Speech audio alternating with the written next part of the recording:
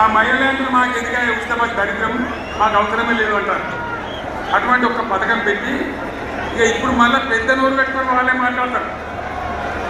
అంటే మాట్లాడతారు, అబద్ధాలు చెప్తారు. మాట్లాడితే బీఆర్ఎస్ వాళ్ళ మీద నింద, మాట్లాడితే కేసీఆర్ మీద నింద. ఇది ఒక అలవాటు చేసుకొని ఎవరి నోరుంటే వాళ్ళే లెక్క అనే పద్ధతిలో అడ్డమైన మాటలు మాట్లాడుతూ చాలా ఘోరంగా మోసం చేస్తూ ఉన్నారు. ఎట్లున్నదంటే కాంగ్రెస్ వాళ్ళు చెప్పింది చాలా సిపాయిలు మా అంత సిపాయి ఏడంటే జనం నమ్మింది ఆశపడ్డాం కదా, నమ్మి పోతా పడ్డాం కదా, గల్లం తాగినాం కదా. ఒక ఊళ్ళే మొలక నాట్లేసే టైం వస్తే అల్పుడు చేస్తాను వడ్లాడుతాను, మొలకకు అల్పుడు చేస్తాం కదా దుకాణం పోయమ్మా పెద్ద మొగోడు